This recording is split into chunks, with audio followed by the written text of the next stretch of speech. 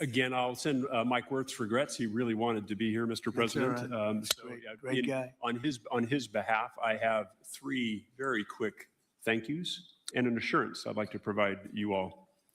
The first thank you, Mr. President, is to you. It's thank you for convening this gathering. It's thank you for your leadership, and thank you for continuing to keep American energy domination in the forefront. So thank you for that. Thank you very much.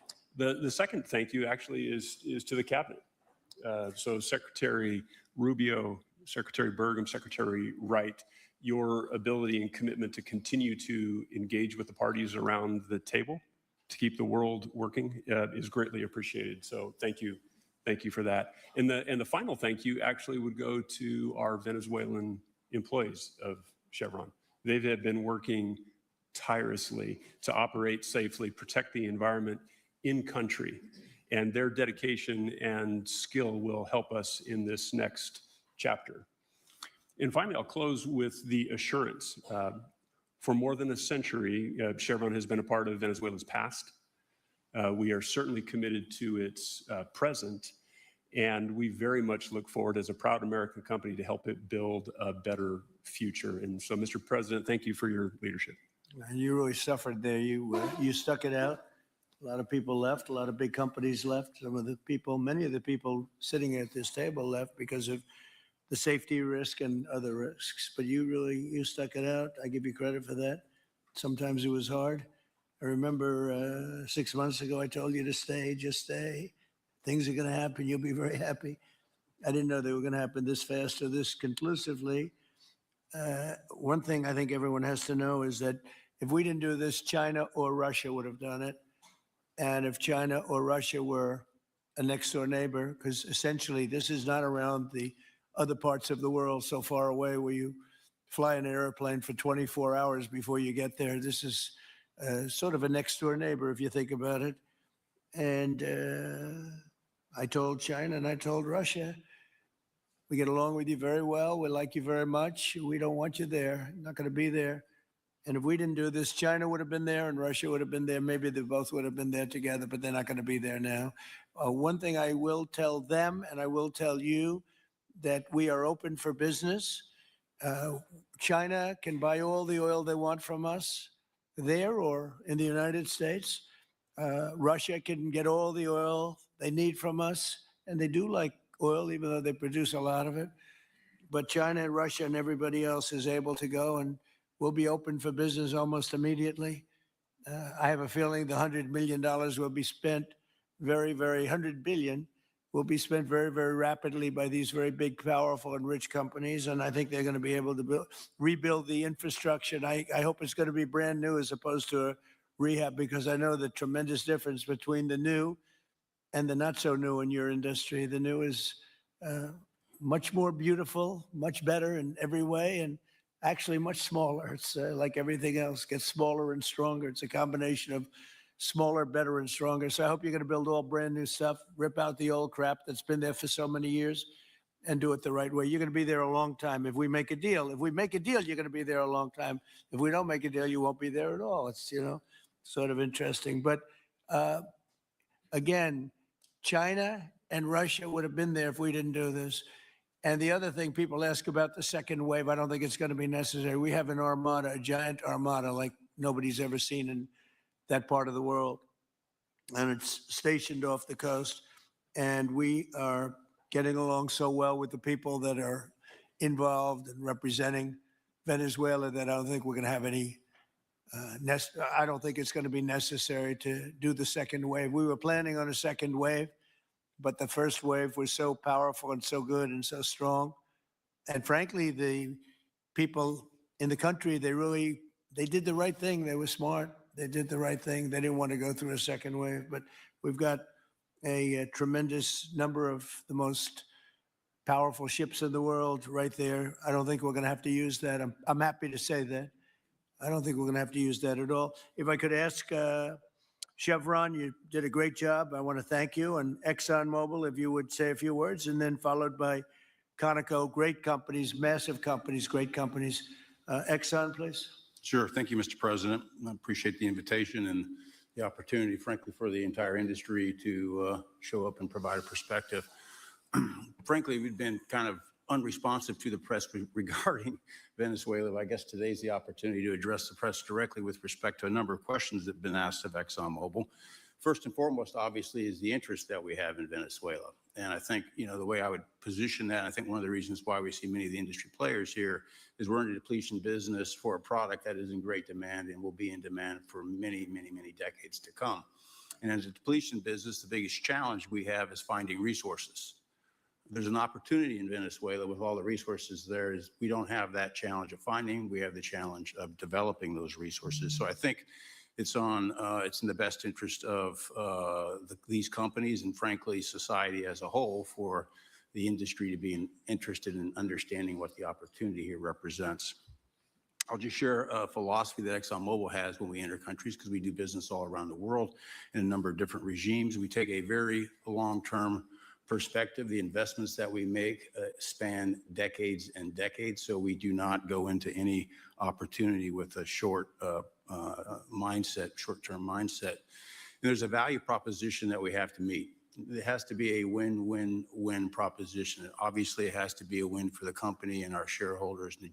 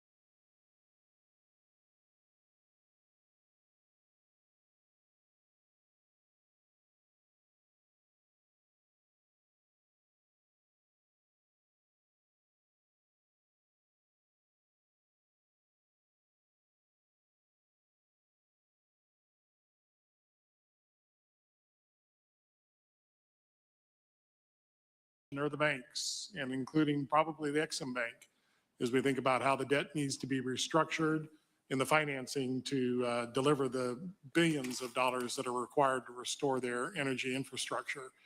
And I think as we think that big and bold, we need to be also thinking about even restructuring the entire Venezuelan energy system, including PDVSA. And I think if we can do that and think bold, there's an opportunity to be quick, fast, and restore the quality of what's happened in Venezuela, or what's been lost in Venezuela over the course of the last 25 years. So thank you for this opportunity. Well, thank you very much, and you'll get a lot of your money back. We're going to start with an even plate, though. We're not going to look at what people lost in the past, because that was their fault. That was a different president. You're going to make a lot of money, but we're not going to go back. You left a lot of money behind, I guess, huh? What number? 12 billion. How much? 12 billion? Well, it's a good write-off. It's already been written off. It's been read. All right, thank you, Mary. You'll make it back one way or the other. You're all going to do very well. I think really very well. Marco just gave me a note. Go back to Chevron. They want to discuss something. Go ahead. I'm going back to Chevron. Marco. Thank you, Marco. Go ahead. Was there a question, Mr. President? Yes, go ahead, Marco. What are you saying here? Mark, Oh, big Mark, if you increase. can update us on